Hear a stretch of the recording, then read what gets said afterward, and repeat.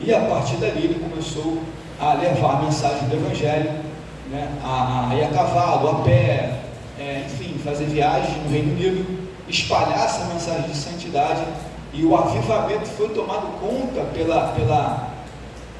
Reino Unido, e se formou pequenas sociedades, chamadas de sociedades metodistas, pequenos grupos se organizavam, né, ministravam, enfim, e assim teve todo esse engajamento social e espiritual. Agora a gente vai explicar um pouquinho sobre a América do Norte. Por que eu precisei frisar isso? Vocês vão entender o surgimento da igreja episcopal lá. Antes de eu explicar isso, eu preciso voltar. Então, assim, a história você tem que ir ela numa sequência, tá? Se não for assim, os irmãos podem ficar até um pouco perdidos. Vamos lá. Aqui, primeiramente, nesse período aqui de 1585, 1600, alguns países estavam explorando outros territórios do mundo. Inclusive, dentro desses territórios estavam as Américas. Você vê, por exemplo, que Portugal ele veio, colonizou o Brasil. A Espanha colonizou outros territórios da América. E Inglaterra também estava com a mesma intenção de fazer colonização, ou seja, explorar outros territórios do mundo, uma descoberta. Para quê? Para a extração de materiais de ouro, de prata. Então, esses países, quando faziam essas navegações e expedições para descobrir novas terras, para descobrir fontes de riqueza que possa dar para esse país. E um desses países foi a própria Inglaterra. A rainha Elizabeth, que é filha daquele rei Henrique VIII, eu havia explicado isso aqui na outra aula, essa rainha mandou fazer expedições para a América do Norte, foi o que sobrou para eles, e acabou que nessa primeira expedição foi fracassada, não deu certo. Teve conflitos indígenas, existiam, os índios já estavam lá, conflitos indígenas, despreparo, enfim, foi um fracasso essa expedição para a América do Norte. Quando a gente passa para o rei James I, tá? Em 1607, ele vai fazer uma nova investida, uma nova expedição para a América do Norte. Agora, nessa nova expedição, ele finalmente vai conseguir fazer aqui o segundo propósito, que era colonizar, explorar novas terras. Foi assim que aconteceu com o rei James I. Ele mandou uma comitiva até a América do Norte, e assim ele conseguiu finalmente, em 1607, a mando de outras pessoas, colonizar a América do Norte. E a primeira colônia lá na América do Norte foi chamada de Virgínia, tá? Então a primeira colônia foi a Virgínia. Só para ter um detalhe, a América do Norte ela é dividida em duas partes, norte e sul. Grava isso. A América do Norte ela é dividida em duas partes, norte e sul. Quando houve essa colonização na América do Norte, foi no lado sul, tá? O lado sul da América do Norte. Então, ou seja, na América do Norte, ali na parte sul, foi se desenvolvendo na área econômica, por exemplo, grandes plantações. Então, as pessoas, os imigrantes ingleses que iam até a América do Norte, na parte sul, eles desenvolveram o que? As plantations, ou seja, plantação de algodão, desenvolveram mão de obra escrava, e desenvolveram várias colônias rurais. Então, o lado sul começou a vir vários imigrantes ingleses para ocupar essa faixa de terreno na América do Sul, tá? Então, essa parte da América do Sul, ela foi aos poucos sendo povoada por imigrantes ingleses, por excedente de pessoas marginalizados, viúvas, pobres, enfim, tudo mandavam lá para a América do Norte, no lado sul. Então, esse lado aqui do sul, ele já foi ficando ocupado e foi se desenvolvendo uma parte econômica. Por quê? Porque lá o clima é tropical, é mais fácil de você plantar, e aí tiveram uma autonomia de se desenvolver ao longo do tempo. Já esse próprio rei James I aqui, ele vai fazer algo que, isso vai impactar muito aqui na nossa aula, ele vai fazer uma perseguição para um grupo específico. Que grupo era esse religioso? Era chamado grupo dos puritanos. Então nota que, como ele era um rei anglicano, católico, e ele era um cara da nobreza, e esse grupo de puritanos eram religiosos, reformadores, que não aceitavam de jeito nenhum os ideais anglicanos. Esse grupo era um grupo burguês, que tinha uma condição financeira boa, e que queria mais espaço na sociedade, e o rei não deixava, o rei só queria só a nobreza, para ocupar cargos públicos, para ocupar o parlamento, enfim. E esse grupo de puritanos, né, esse pequeno grupo aqui de puritanos,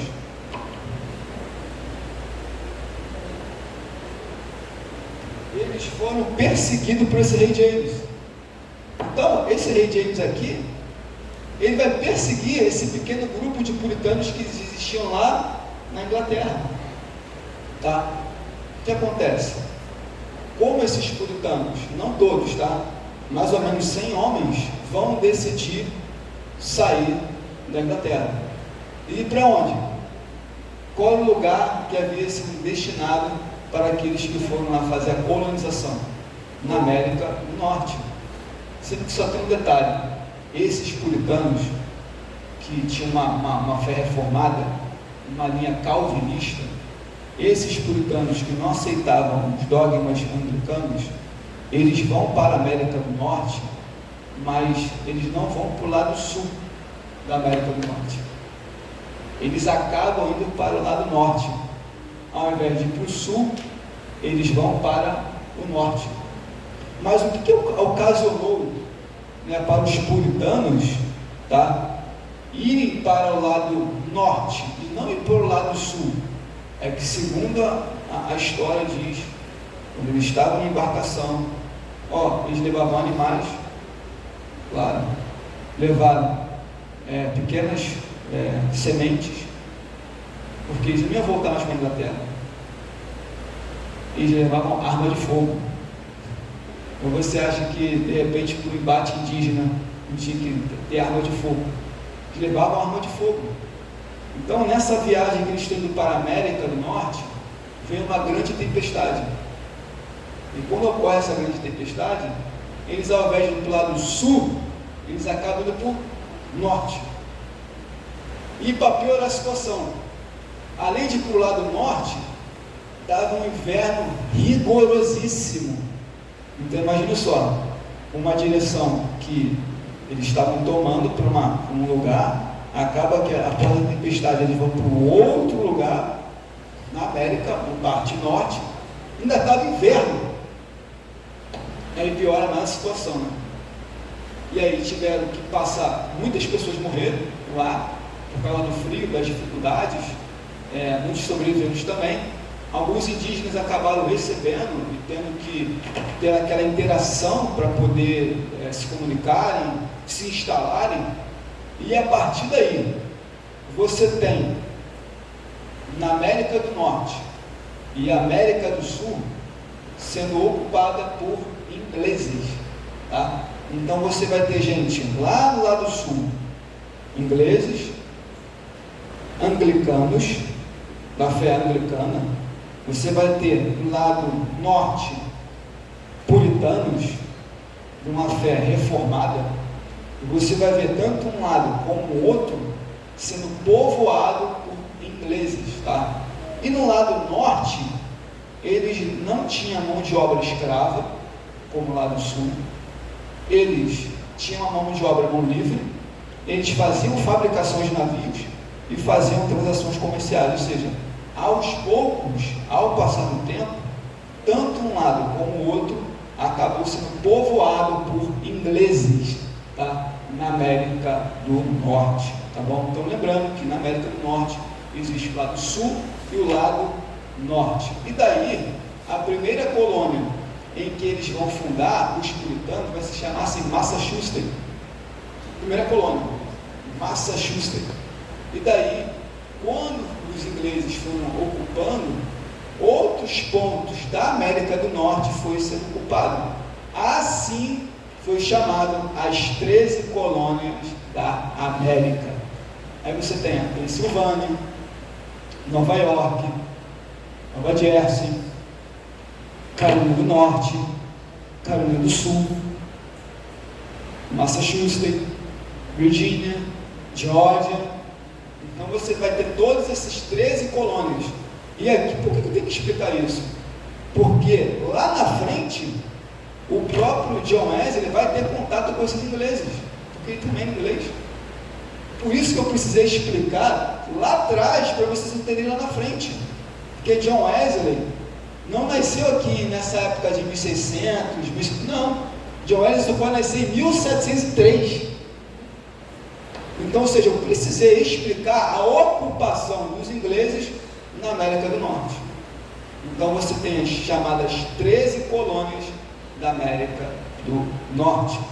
Então, eu havia explicado que quando um país decidia fazer expedições exploratórias, navegações de outros territórios em busca de riqueza, esse país é chamado de metrópole.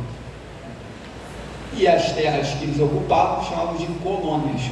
Ou seja, essas 13 colônias, elas pertenciam ao Reino Unido, à Inglaterra, tá? Então, ou seja, elas estavam ali, tinham autonomia comercial, não tinham interferência da própria Inglaterra, porque a Inglaterra acabou deixando de lado, e aí elas foram se desenvolvendo, tá? Então aqui eu expliquei o surgimento das 13 colônias, eu expliquei as expedições que foram realizadas, tá, na América do Norte. Eu vou apagar aqui.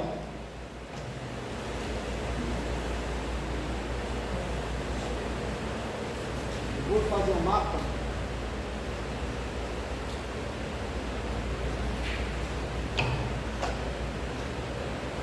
Para vocês entenderem.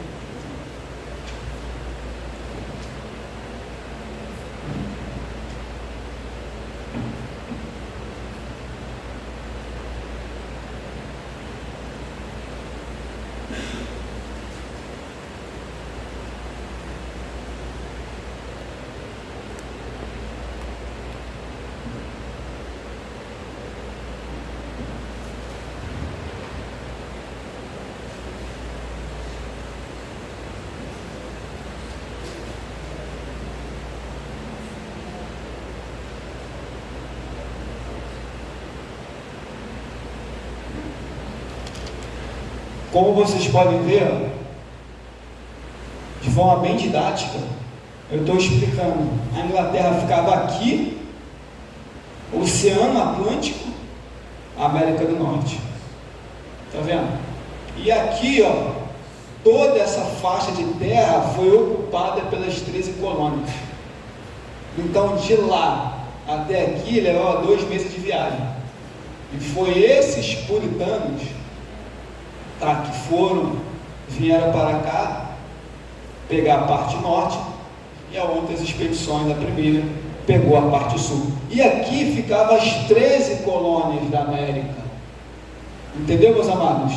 E aqui você tinha o Oceano Atlântico, e lá em cima você tinha Inglaterra, tá? Então isso aqui é só uma coisa didática para vocês só terem uma compreensão de como a distância. E mais ou menos aí, nesse mapa, você entende um entendimento, a distância entre a América do Norte e a Inglaterra, tá? Seguindo com a aula, bom, eu já havia explicado aqui, agora vou precisar apagar o quadro. A gente vai falar um pouco agora sobre, já que falamos sobre um pouco dessas colônias, delas estarem já desenvolvidas, organizadas, independentes, agora precisamos falar sobre a independência delas. preciso falar isso? Porque é nessa independência que vai afetar a igreja anglicana aqui. Essa independência das 13 colônias, ela vai afetar lá em cima a igreja anglicana no Reino Unido. Porque muitos imigrantes aqui ingleses eram anglicanos. Então, quando Wesley veio para cá, tinha muitos anglicanos aqui também. E o Wesley, quando fez a obra aqui de pregação do Evangelho, muita gente foi impactada com a mensagem de santidade, de transformação de vida. Então, quando essas 13 colônias ficarem independentes da Inglaterra, elas não terem mais nenhuma ligação com a Inglaterra, isso vai afetar a igreja anglicana. Entende? Por isso que daqui vai surgir a igreja episcopal. E daqui na América, depois de tornar os Estados Unidos, que vai mais na frente surgir a igreja de Nazaré. Então, primeiro precisa explicar tudo isso para poder vocês entenderem o nascimento da igreja de Nazaré nos Estados Unidos. Isso aí só vou falar na terceira aula, tá? Na terceira aula a gente vai falar um pouquinho mais, tá bom? Então agora a gente vai falar um pouquinho sobre a independência dessas 13 colônias. Alguém aqui já teve, claro que não vou fazer meus irmãos lembrarem da sétima série. Alguns já tiveram 10 anos, 20 anos, 30 anos atrás, não vão lembrar. Mas alguém já teve alguma ideia sobre essa independência das 13 colônias? Alguém ajudou? Então, teve uma guerra, tá? Nessa independência das 13 colônias. A gente vai falar um pouquinho dela. O que aconteceu afinal de contas? Por que as 13 colônias, elas queriam ficar independentes? Elas não queriam ter mais nenhuma ligação lá com a Inglaterra. Primeiro, a gente tem que pensar que a Inglaterra, como metrópole, e que explorava também a América do Norte, a Inglaterra passou por muitas guerras, muitas. E essas guerras que a Inglaterra passou, teve estrago, principalmente lado financeiro, porque exército custa dinheiro, armas custa dinheiro, farda custa dinheiro. Então, ou seja, a Inglaterra passou por vários embates de guerra, várias, e por final foi a Guerra dos 7 Anos, a guerra contra a França, em que ela teve um prejuízo enorme.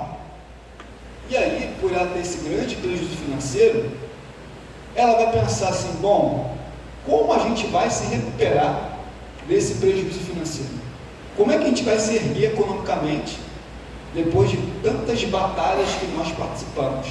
Aí a Inglaterra vai lembrar: nossa, a gente tem colônias na América do Norte, a gente tem ingleses lá, elas são colônias nossas, vamos direcionar os nossos olhares para a América do Norte e vamos explorá-las, vamos taxar de impostos para a gente poder recuperar todo o nosso prejuízo financeiro. E aí, o que ela vai fazer? Tá? Entre 1756 e 1753,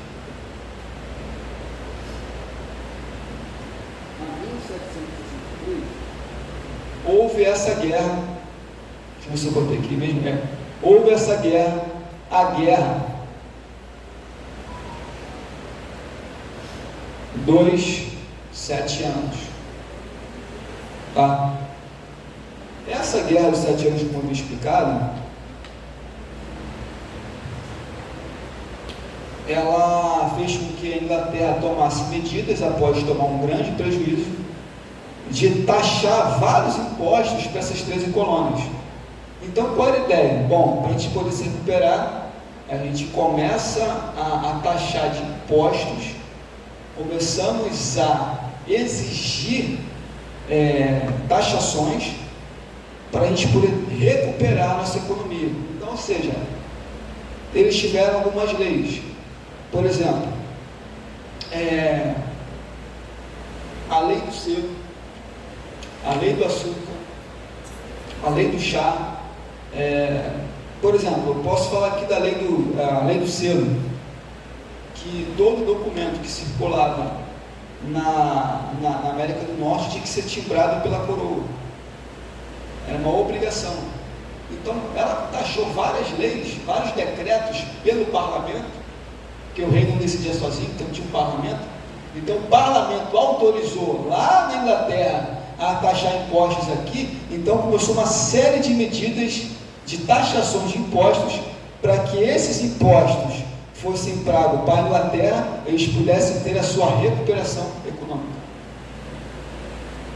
Então, esses ingleses que estão lá, tranquilo, de boa, sem interferência da coroa, com seu desenvolvimento econômico independente, com suas estalagens lá, com as suas monoculturas, com suas grandes fazendas, né, totalmente desconectadas com a Inglaterra, e chega lá os ingleses: olha, nós a partir de agora, a coroa nos mandou para cá, para dizer que os impostos vão ser assim, assim, assim, assim, assim.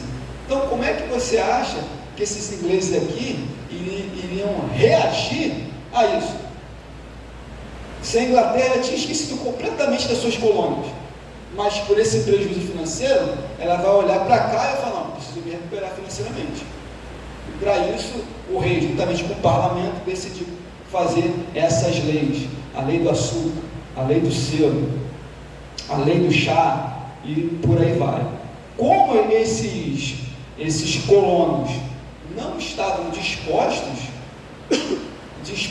a ceder à pressão, e aí começou a ter alguns embates entre a Inglaterra e a América do Norte. E é daqui que vai se desenvolver a independência das 13 colônias, que hoje você vê o Estados Unidos da América. Tá?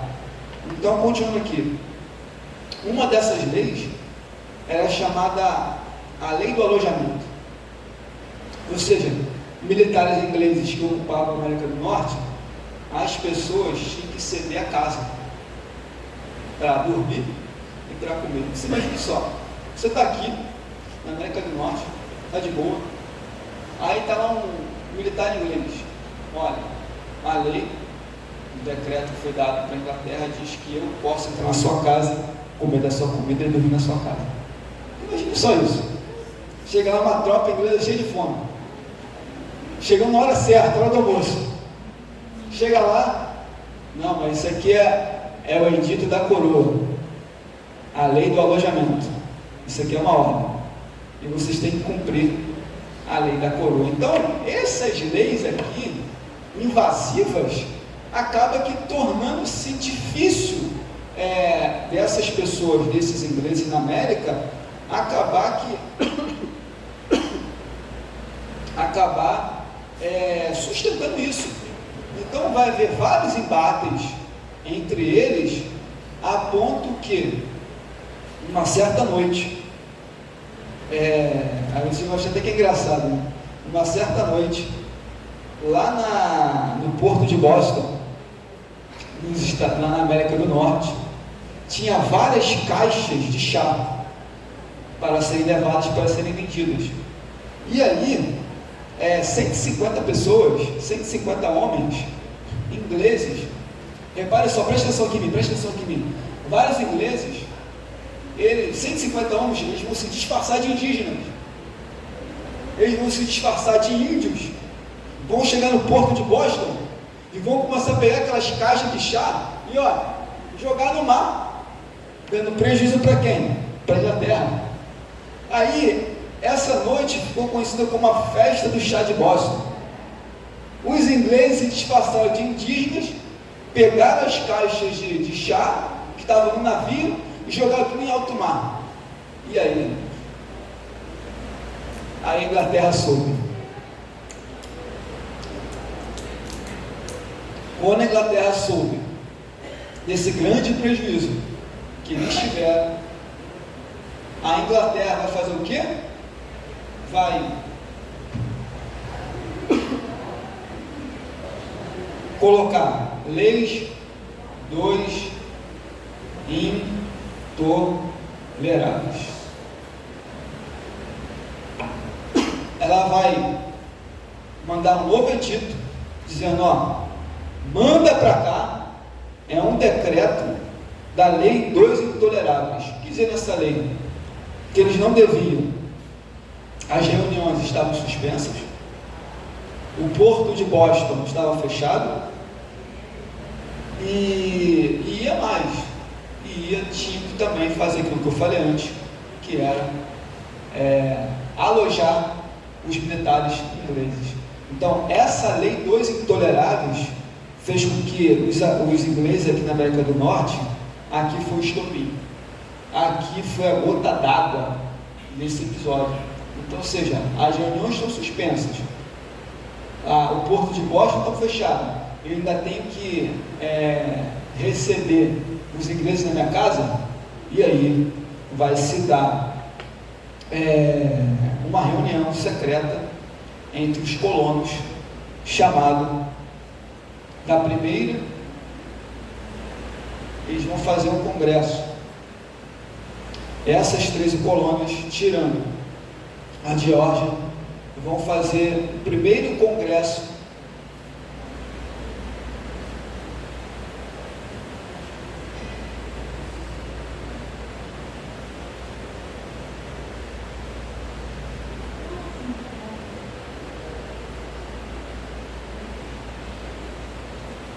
ou seja, alguns representantes da colônia, eles vão fazer um primeiro congresso para debater a respeito da Inglaterra, das decisões que a Inglaterra tomou.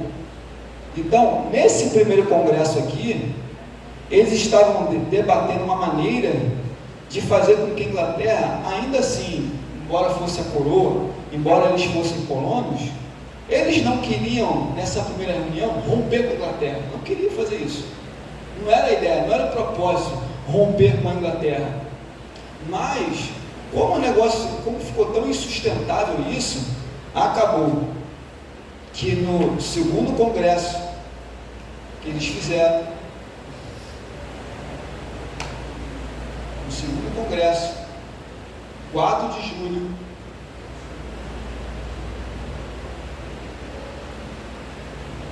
de 1776, nesse segundo congresso, pegou todos os representantes da colônia, nessa grande assembleia, nessa reunião, eles decidiram dizer a declaração da independência dos Estados Unidos da América.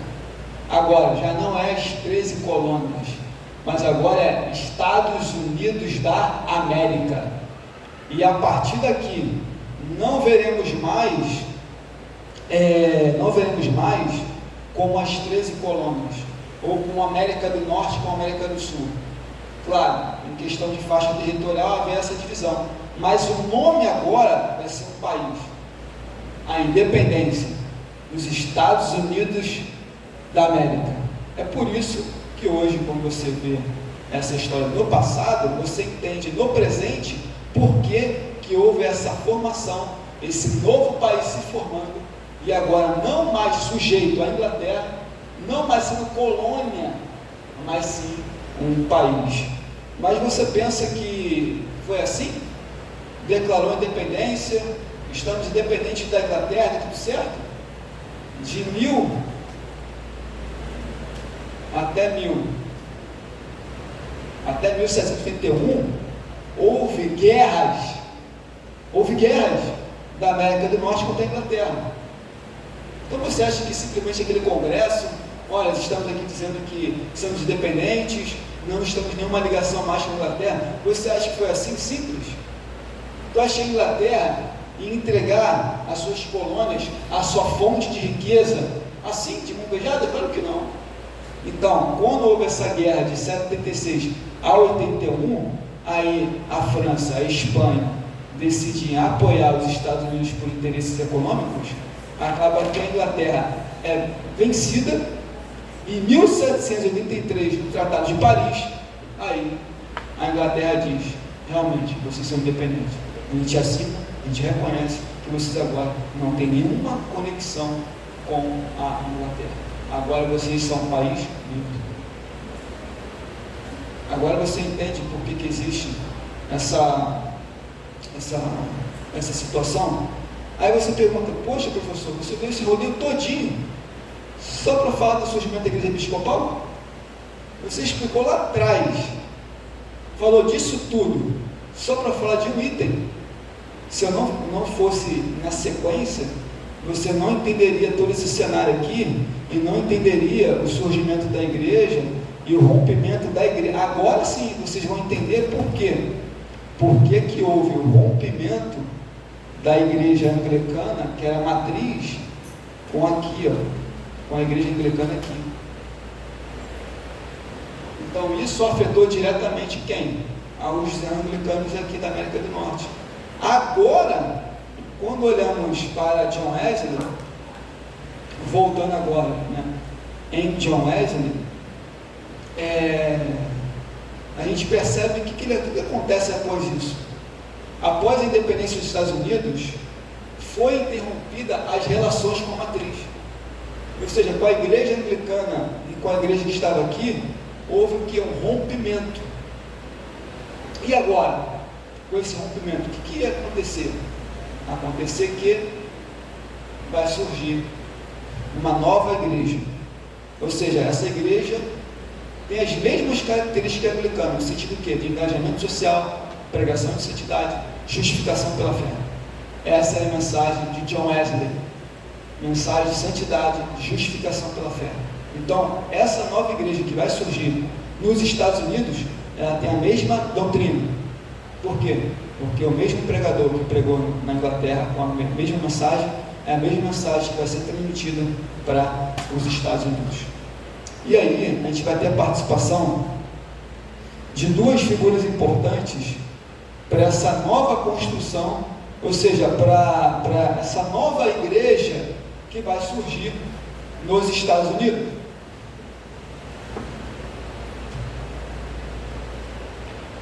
Que é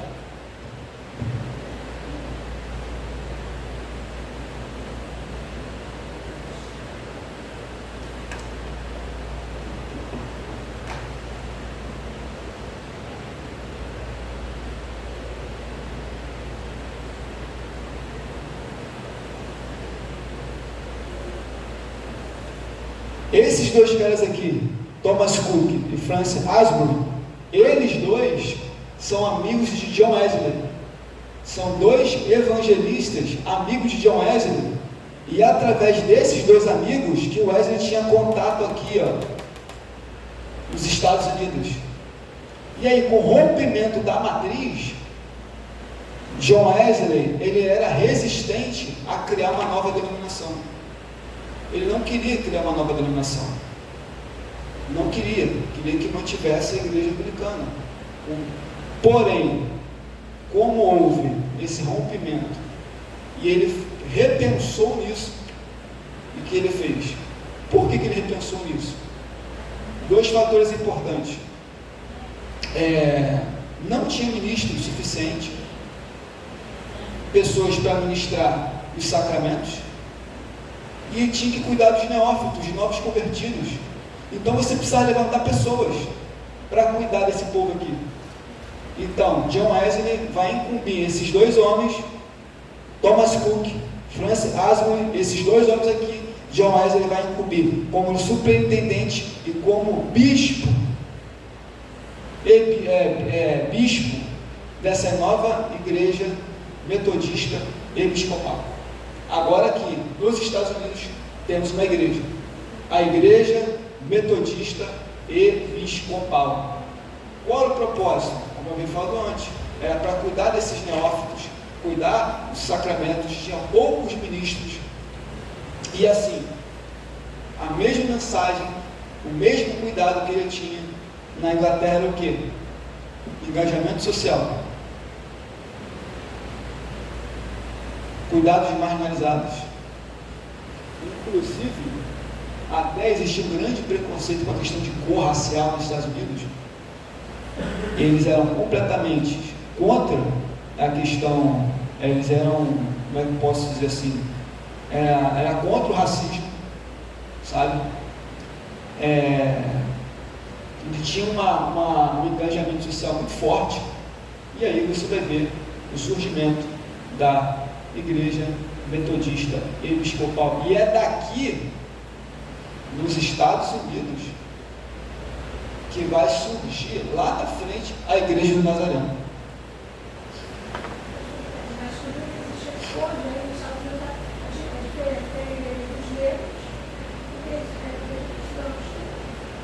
Eu não sei lhe dizer, tá? Se tem ou não.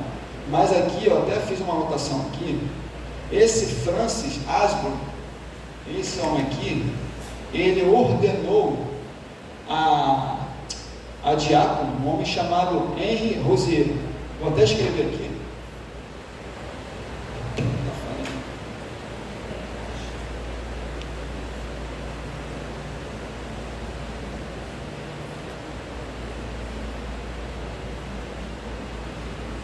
Francis Asbury, ele levantou esse rapaz aqui, ó, a diácono, o primeiro negro, em 1800, a pregar na congregação de brancos. Quando eu falei para vocês da América do Norte e América do Sul, lembra que o lado sul, ela tinha mão de obra escrava. Então, o lado sul da América do Norte, tinha obra de mão escrava. E se tinha obra de mão escrava, é logicamente que culturalmente existia o preconceito de cor. Então, essa questão racial, logo mais à frente, vai estar embutida na mente dos ingleses, dos americanos agora. Então, esse cara aqui, ó, Francis Asbury, ele levantou Henry Rosier a diácono e pregou numa congregação de brancos. Ou seja, a igreja aqui, metodista episcopal, ela é contra o racismo. Então você vê a importância das nossas raízes. Entende? Você vê a importância das nossas raízes, que não vê a questão de cor de pele. E aqui, ó, o racismo nessa época era muito forte. O preconceito era muito. Tá? Então você tem uma igreja metodista episcopal, uma igreja que tinha a mesma identidade de John Wesley. Era o que? Oração, reuniões, leitura da palavra, engajamento social, engajamento de pessoas negras e homens negros e mulheres negras. Então você vê como é que essa igreja ela ficou entre a sociedade ali e como ela fez uma grande diferença. Agora, meus amados irmãos, para a gente poder ir para o final, como que, após isso tudo que eu expliquei, como que a pregação de santidade, o movimento de santidade, vai se alastrar por todos os Estados Unidos? Como isso vai acontecer? Como é que essa mensagem de santidade, de avivamento espiritual, de transformação do interior, vai tomar conta agora, não da América do Norte, agora dos Estados Unidos?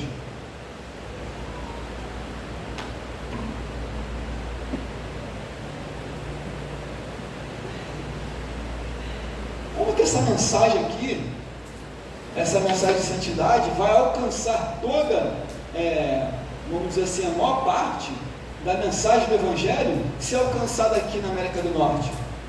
É simples. Com o passar dos anos, o movimento de santidade se acelerou nos Estados Unidos com uma programação que ajudou a propagar o Evangelho. Era chamado de campos de circuitos, ou seja, se faziam-se reuniões em sítios, em lugares abertos, para que a população pudesse vir e ouvir a pregação do Evangelho. Então isso foi uma estratégia. Vamos supor que Quirinópolis tivesse um grande sítio. A Quirinópolis deve ter mais ou menos 100 mil habitantes. Vamos supor que Quirinópolis tivesse um sítio e que nesse sítio pudesse, comportar 10 mil pessoas. E aí por toda a área de Quirinópolis é anunciado que vai ter um evento evangelístico de salvação. E aí isso chamava a atenção das pessoas para ele, eram atraídas para esses campos para ouvir a mensagem do Evangelho. Então, esses circuitos aconteciam em vários pontos dos Estados Unidos. E a mensagem de santidade era espalhada pela América, reunindo grandes multidões. E aí, segundo aqui, eu acho que até cheguei a escrever aqui, que existiam mais de 500 reuniões por ano. Pensa aí, mais de 500 reuniões por ano, sendo espalhadas pela América, em vários pontos da América, para pregar a mensagem de santidade, a mensagem da transformação, da mudança do interior. Essa sim. E aí, o movimento de santidade cresceu na América. Tá? E aí, na próxima aula, eu vou detalhar que surgiu 3 movimentos na América, nos Estados Unidos, 3 movimentos que tinham linhas de pensamento diferentes de santidade. Por quê?